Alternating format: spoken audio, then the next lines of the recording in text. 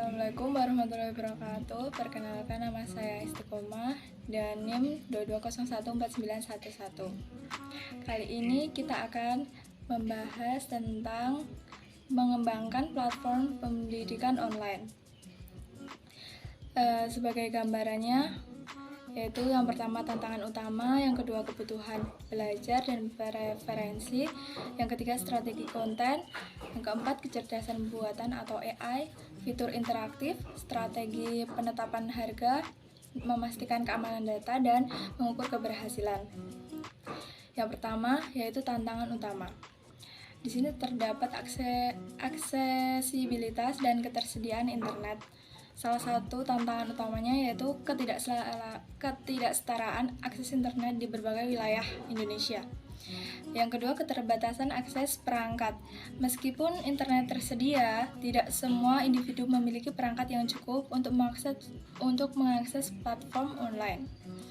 Yang ketiga, pelatihan bagi pendidik. Menerapkan teknologi dalam pembelajaran memerlukan pelatihan khusus bagi pendidik.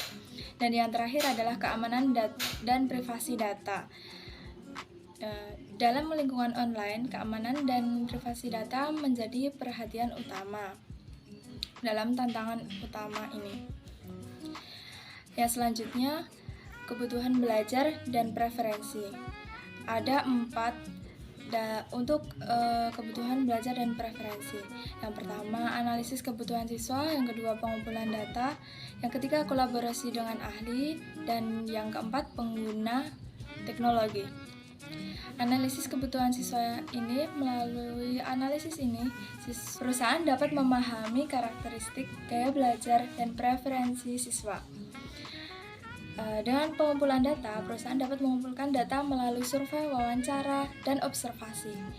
Dan kolaborasi dengan ahli yang melibatkan ahli dan psikologi atau desainer instruksional membantu mengidentifikasi kebutuhan belajar secara mendalam. Dan yang keempat, penggunaan teknologi. Platform online dapat melacak perilaku pengguna seperti interaksi dengan konten dan waktu belajar. Data ini membantu menggambarkan preferensi dan kebutuhan belajar. Yang selanjutnya yaitu strategi konten.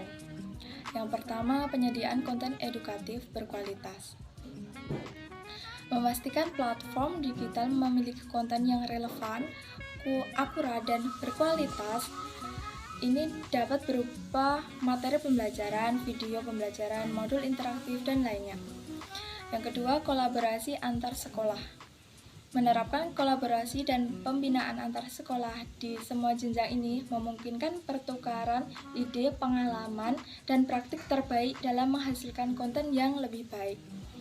Yang ketiga, evaluasi dan peningkatan kualitas konten. Terus mengukur keterlibatan audiens terhadap konten pendidikan akan berdampak baik untuk konten tersebut. Dan yang terakhir, fokus pada literasi digital.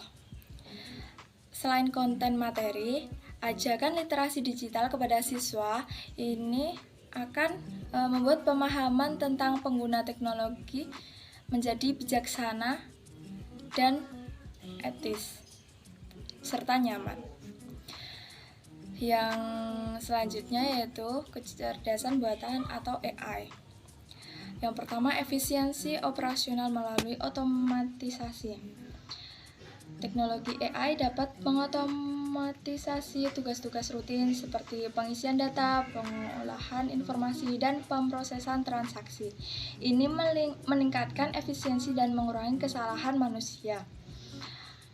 Selanjutnya, analisis data besar dan kompleks dengan cepat dan akurat memungkinkan pengambilan keputusan bisnis yang lebih baik dan mempercepat proses pengambilan keputusan.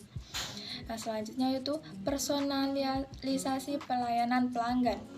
Teknologi AI mengumpulkan data perilaku dan preferensi pelanggan. Dengan analisis data ini, perusahaan dapat memberikan rekomendasi produk atau layanan yang sesuai dengan kebutuhan masing-masing pelanggan. Yang selanjutnya, kampanye pemasaran dapat dioptimalkan dengan merekomendasikan tentang waktu, lokasi, dan pesan pemasaran yang tepat. Selanjutnya, fitur interaktif. Ada 4 yang dapat dilakukan. Yang pertama, brainstorming. Brainstorming ini bisa dimulai untuk pembelajaran dengan meminta siswa untuk mengemukakan ide-ide mereka mengenai topik yang akan dibahas. Yang kedua, pembelajaran berbasis proyek. Dengan memberikan kesempatan kepada siswa untuk mengerjakan proyek yang berkaitan dengan materi pembelajaran akan meningkatkan skill siswa tersebut. Yang selanjutnya yaitu teknologi. Mengintegrasikan alat teknologi seperti tablet, komputer, atau aplikasi pembelajaran interaktif untuk menjadi bahan pembelajaran bagi pengajar yang akan diberikan oleh siswanya. Yang terakhir yaitu 4, dengan metode think, pair, share. Siswa berpikir tentang pertanyaan atau masalah secara individu, berdiskusi dengan teman sebangku dan berbagai temuan mereka dengan seluruh kelas. Selanjutnya, strategi penetapan harga. Yang pertama, penentuan biaya. Yang kedua, penentuan persaingan. Dan ketiga, penentuan nilai.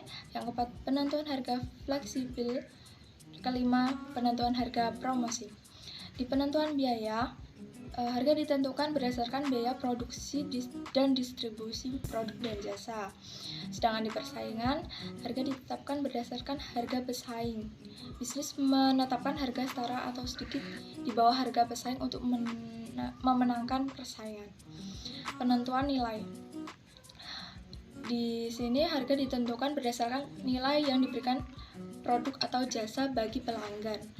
Yang selanjutnya yaitu harga fleksibel. Harga berbeda untuk konsumen yang berbeda. Misalnya berdasarkan kualitas atau fitur produk. Penentuan harga promosi yaitu harga lebih rendah untuk jangka waktu tertentu yang bertujuan menarik konsumen. Selanjutnya, memastikan keamanan data. Memiliki beberapa fitur yang memiliki beberapa langkah, yaitu gunakan sistem keamanan data yang kuat, implementasi firewall, enkripsi data, dan autentikasi 2 faktor untuk melindungi data siswa dari serangan dari akses tidak sah. Yang kedua, peringkat keamanan kata sandi. Peringkat keamanan kata sandi. Pastikan semua akun pengguna dilindungi dengan kata sandi yang kuat dan terapkan kebijakan peringkat keamanan kata sandi. Lalu selanjutnya, pengawasan akses. Hanya berikan akses kepada pihak yang berwenang dan monitor aktivitas pengguna untuk mendeteksi tindakan mencurigakan. Yang terakhir yaitu edukasi.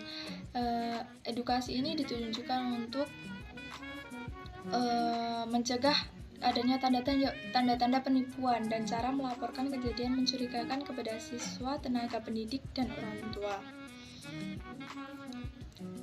Lalu mengukur keberhasilan platform pendidikan. Yang pertama yaitu peningkatan keterlibatan pengguna. Perusahaan dapat melacak tingkat partisipasi siswa, frekuensi akses, dan interaksi dari materi pembelajaran. Yang kedua, peningkatan pemahaman materi. Evaluasi hasil belajar siswa melalui tes, kuis, dan tugas dapat mengukur pemahaman mereka terhadap materi pembelajaran. Yang ketiga, penggunaan fitur interaksi.